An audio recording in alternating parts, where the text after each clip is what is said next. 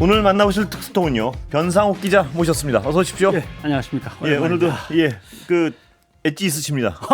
예, 고맙습니다. 예. 뭐 청취율 1위 하셨다고 축하드립니다. 감사합니다. 감축드립니다. 예, 대단하십니다. 이거 뭐 갑자기 오늘 무슨 얘기로 시작해 볼까요?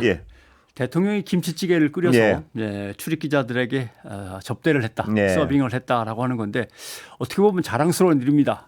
백악관 출입하는 기자들한테 당신들은 대통령이 끓이는 김치찌개나 아니면 뭐 스테이크 구운 거 먹어봤어, 얻어 먹어봤어라고 자랑할 수 있는지 모르겠지만 몇 가지만 좀 정리해 보겠습니다. 첫째, 동북아시아 세 나라 한국, 중국, 일본의 정상회의가 5월 26일 서울에서 시작이 됐습니다. 5월 25일 그 전날은 뭐냐면 서울 한복판을 다수의 시민들이 가득 메우고 함성을 높였는데 그 함성의 얘기는 대통령의 무능과 무능력에 대한 규탄이었습니다. 그런데 그 전날인 24일 대통령은 취재 기자들에게 뭐 200명 된다고 하죠. 김치찌개를 끓여서 먹인다면서 동분서주했습니다.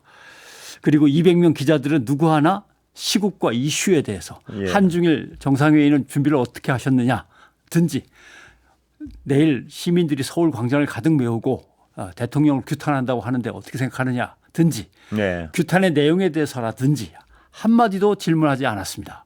뭐 대통령도 물론 뭐 질문했다 하더라도 대답을 안 했을 걸로 생각이 합니다만 그렇다고 그러고 한중일 외교장관 회의도 아니고 정상회의면 대통령실 기자들이 모를 리는 없고 대통령의 일정인데 그다음에 당장 시 광장을 가득 메울 그 일정도 모를 리는 없고 대통령이 불통이 아니라 소통을 위한 거라고 했으면 대통령과 소통을 해야죠. 그런데 대통령과 기자단의 소통이란 어떤 걸까? 화기애 신변 잡기를 이야기하는 스몰 토크 그런 거 아니지 않습니까? 대통령과 기자단의 소통이면은 국정과 관련된 의견 교환이든 질문과 답변이든 그런 거야 되는데 그런 게 전혀 없었다. 그래 놓고 맛있다고 먹으면서 활짝 웃는데 문제는 이제 거기서 끝나는 게 아니고 그것만 해도 사실 뭐 박근혜 전 대통령 시절에 형광등 100개의 아우라인지 1000개의 아우라 그거랑 버금가는 언론의 흑역사로 박제될 만한 김치찌개 대접이었습니다마는 뭐라고 해야 될까요? 박수가 나왔습니다. 박수가 나왔는데 그 박수는 어디서 나왔는지 얘기 들으셨죠? 한번 들었습니다.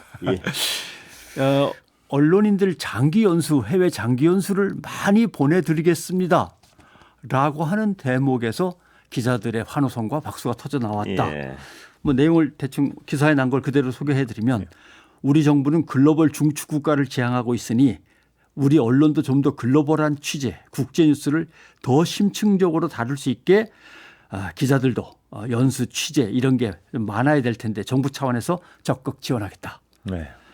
그리고 이제 이도훈 홍보수석에게 질문을 던집니다. 한국언론진흥재단에서 언론인들 장기 해외 연수 보내는 게 지금 1년에 몇 명이야? 라고 하니까 올해는 20명이고 내년에는 80명 정도 늘리려고 생각하고 있습니다. 라고 하니까 세 자리 가야지.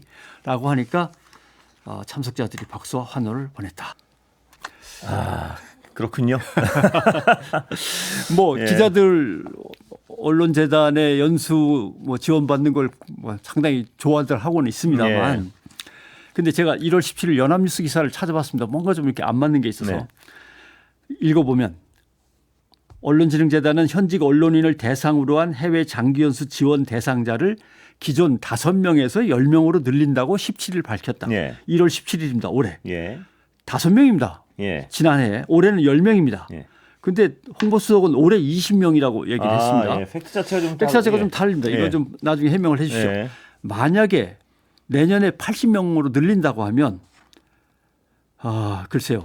당장 5명에서 올해 10명으로 늘었다 그러면 100%가 늘어난 거고 20명으로 늘었다 그러면 300%가 늘어난 겁니다. 그런데 이걸 80명으로 늘린다 그러면 1,500% 늘리는 겁니다. 대통령 임기 중에 예산이 1,500% 늘어나는 사업이 어디에 있습니까? 처음 들어봅니다. 이 숫자를 던지는 걸 좋아하는 것 같아요. 예. 의대 2,000명. 그 뒤에 후폭풍이 그냥 그리고 이제 자릿수를 갖다가 과감하게 늘리는 예. 걸 또 좋아하시는 것 같고. 좋습니다.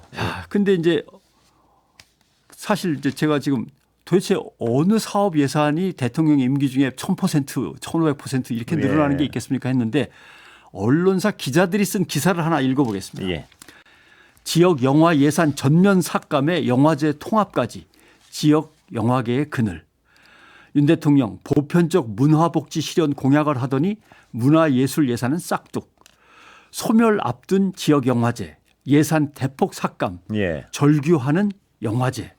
올해 2024년 영화 발전기금에서 전체 규모가 지금 작년과 비교해서 954억 줄었습니다. 예. 엄청나게 줄었죠. 거기다가 작은 도서관 사업, 마을 미디어 사업, 각종 시민단체 사업들도 전부 다 예산 지원이 중단됐고 TBS는 며칠 뒤면 문을 닫습니다. 예. 이런 상황에서 해외 연수원 해줄게가 1200%, 1500% 늘어난다? 예.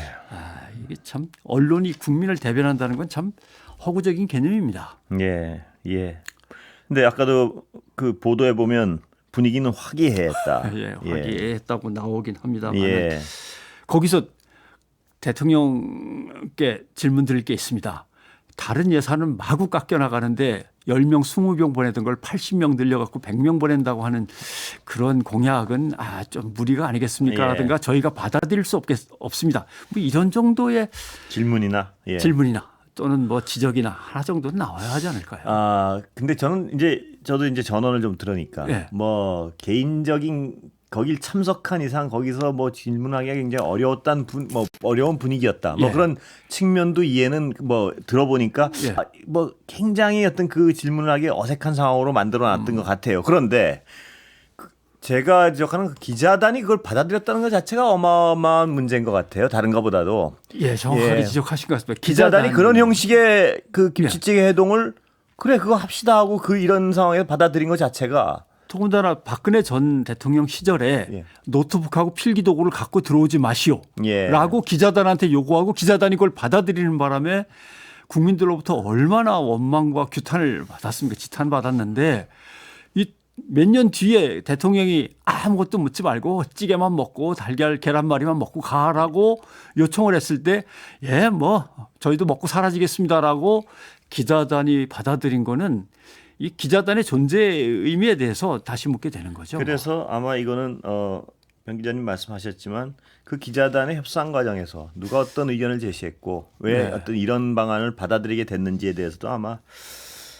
기록이 남을 것 근데 같습니다. 얘기 들은 바로는 뭐 투표를 했다거나 다수결로 물어봤다거나 하는 저도 얘기는 뭐 없는 그 거 부분은 보니까 예. 아마 간사단 회의에서 결정을 했든지 예. 뭔가가 있었을 것 같은데 기자단이라고 하는 것의 의미에 대해서 이건 취재 편의에 의해서 어쩔 수 없이 예. 만든 거다라고 했던 것이 다 허구였다는 걸 이제 보여주는 거죠. 예. 하여튼 말씀하시고 지적하신 대로 그런 형태의 어떤 김치찌개 회동은 부적절하다는 의견이 적어도 상당 부분 나왔어야 되고 네. 그 형식에 있어서의 변화가 있기 전엔 수용할 수 없다든가 네. 이런 목소리가 나왔어야 될 것 같은데 앞으로 기자단은 다 모이시오 밥 먹읍시다라고 하면 궁금한 거 몇 가지 물어보는 순서를 밟고 난 다음에 편하게 식사하는 시간 좋습니다. 이렇게 나와야 될 겁니다. 그게 정상이겠죠. 예, 그렇습니다. 예, 질문할 거 하고 뭐 밥은 먹을 수 있으니까요. 그렇죠. 마음 먹으면서 뭐 그거야 상담도 뭐. 나눌 수 있고. 근데 좀 아쉬움이 많습니다. 예. 그리고 예. 근데 세상에 공짜는 없지 않습니까? 그렇습니다. 예. 그래서 제가 한번 다시 기록을 다 뒤져봤는데 예.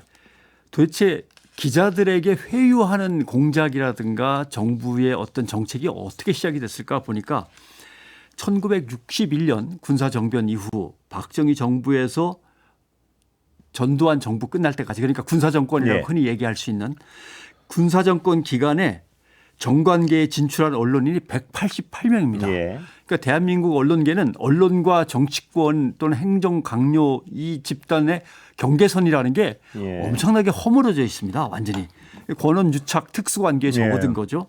특히 박정희 정권에서 국회와 행정부로 언론인이 건너갔다가 예. 다시 언론계로 또 들어왔어요. 아, 그런 경우도 있었습니까? 예. 그런 걸 세보니까 국회에서 14명, 예. 행정부로 갔다가 돌아온 사람이 41명, 예. 그래서 55명입니다. 예.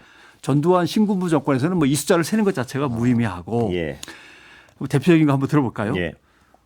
언론을 압살하는 정책을 기획했던 허문도 씨, 조선일보 출신입니다. 예. 조선일보에 있다가 도쿄 특파원하다가 도쿄대로 유학을 갔다가 주일 대사관에서 공보관 노릇을 하다가 다시 이제 돌아와서 언론 탄압의 주역을 맡았고, 예. 그다음에 이진희 씨, 동아일보에서 청와대 출입기자 하다가 정권과 너무 가까워지니까 회사가 외신부로 발령을 냈습니다. 그랬더니 정치권에 줄을 댔는지 어쨌는지 청와대 쪽에서 나서 가지고 서울신문 정치부로 알선을 해줬습니다. 예. 거기서 국회의원하고 서울신문 주필로 갔다가 여기 MBC 사장도 예. 하시고 예. 반공영맹 이사장 갔다가 서울신문 사장 하셨습니다. 이원홍 한국일보 편집국장, 주일 대사관 공보관장으로 관 진출을 했다가 청와대 정무수석으로 돌아왔다가 다시 KBS 사장으로 5년 동안 예. 계셨고, 이웅희 씨 동아일보 정치부장 외신부장 하다가 편집국장 갔다가 대통령 공보수석 갔다가 언론계로 복귀해서 또 MBC 사장 하셨다가 문공부 장관도 하시고, 결국 청와대 기자들이 가장 관계 진출, 정계 진출이 많은 거죠. 예. 그다음에 또 그 당사자들이 때로는 언론인을 강제해직하고 언론을 탄압 통제하는 주역으로 등장했다라고 하는 것도 우리가 잊어서는 안 될 문제고요. 예. 예. 옛날에 그런 우스갯소리도 있었습니다. 청와대 기자는 언론사에서 청와대로 보낸 거야. 청와대에서 언론사에다 심은 거야. 뭐 이런 자조 섞인 예. 얘기가 나올 때도 있었죠. 예. 그렇습니다. 예. 답답하네요. 얘기하다 보니까. 자, 이번에는요. 예. 조수진 변호사 관련해서 오보들이 많았다. 이게 사후적으로 드러난 건데요. 네. 예, 어떻게 보십니까? 예. 22대 총선에서 언론의 집단 공격을 받고 사실 후보직에서 사퇴한 조수진 변호사, 나중에 이제 민변이라든가 관련 단체에서 우리가 조수진 변호사가 정말 그러한 잘못된 발언을 했는지에 대해서 면밀히 검토한 다음에 조수진 변호사를 변호하든지 아니면 야단을 치든지 예. 했어야 되는데 그 과정이 생략된 채로 우리가 잘못했다라고 하는 성명이 나오기도 했고요. 예. 그다음에 10개 언론사가 우리가 오보를 냈습니다 예. 하고 조수진 변호사에게 사과하면서 정정 보도를 했습니다. 물론 아직 안 한 그런 언론들도 남한에 예. 있습니다만은, 그런데 문제는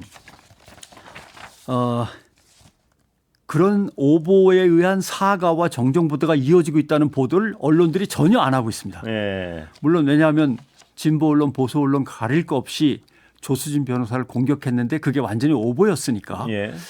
그리고 조수진 변호사의 상대편 측 변호사도 그건 잘못된 얘기다. 예. 그렇지 않았다라고 인정을 했단 말입니다. 예. 그러면 다 같이 정정 보도를 자진해서 해야 되는데 내내 안 하다가 하나씩 둘씩 해서 지금 10개 정도가 정정 보도를 했고, 가장 책임이 무거운 언론사들이 지금 안 하고 있습니다. 아, 예. 그랬는데 문제는 딱 한 곳에서 이거에 대해서 분석 기사를 냈는데 한번 보겠습니다. 예. 언론 인권 단체에서 분석 기사를 냈습니다. 언론 인권 단체 분석한 내용을 갖다 제가 소개를 하겠습니다. 그러면 뭐라고 돼 있냐면 3가지 프레임에 의해서 조수진 변호사를 계속 네. 공격을 했다. 언론들이. 어떤 프레임이냐면, 첫째, 민주당이 엄청나게 부실하게 공천을 했다라고 네. 하는 걸 강조하는 프레임에서 비명 행사, 친명 횡재 네. 이 프레임을 구축하고자 애를 썼다라고 하는 겁니다. 그다음 두 번째, 민주사회를 위한 변호사 모임, 예. 민변이라고 흔히 예. 부릅니다만, 민변의 부도덕성을 비판하는 프레임으로 가져갔다. 예. 세 번째, 민주당의 내부 분열과 위선을 강조하는 예. 그러한 프레임, 이 3가지 프레임으로 계속 공격을 했다라고 하는 것이 인권 단체의, 언론 인권 단체의 분석 내용입니다. 예. 그래서 그 다음에 벌어진 일은 언론이 공격하고 이제 그다음에 논설로 사설이 실리고 예. 그다음에는 이제 외부 출연자들, 정치 평론하는 네. 사람들이 이제 유튜브라든가 방송에 나와서 조수진 변호사를 공격하고 예. 그래서 결국은 조수진 변호사는 이제 사퇴를 한 것이고 오보를 재가공해서 계속 보도한 언론사들도 내부의 자율검증 시스템을 제대로 가동하지 않았다. 예. 당사자한테 물어보거나 뭐 관련된 사람들한테 취재를 했으면 아닐 수도 있었는데 일단 받아쓰기에 급급했다라고 하는 것이 언론인권단체의 분석이었습니다. 예. 사후적으로 보시기에는 이런 어떤 사태가 재발하지 않기 위해서 어떤 게 필요하다고 보세요? 재발할 거라고 봅니다. 또 예. 왜냐하면 특히 조선일보 같은 경우는 판결문을 근거로 해서 기사를 쏟아냈는데 예. 그게 조수진 변호사가 공천을 확정 짓자마자 쏟아져 나왔거든요. 그러니까 공격하려고 준비하고 있었던 거 아니냐라고 하는 이제 의혹을 사고 있는 건데 예. 결국은 언론이 이미 정파적으로 분명하게 뭔가를 준비하고 있기 때문에 그리고 그 몇몇 언론 외에 다른 언론들은 이슈가 된다면 받아쓰기에 바쁘기 때문에 이 구조를 어디에서부터 고쳐야 될까는 상당히 좀 난감한 거죠. 반드시 복수 체크. 예. 그다음에 특히 상대방의 반론 이것을 일단 같이 실어야 된다는 원칙만큼은 지켜줘야 된다고 생각합니다. 예. 오늘 말씀 여기까지 듣겠습니다. 감사합니다. 고맙습니다. 변상욱 대기자 모셨습니다.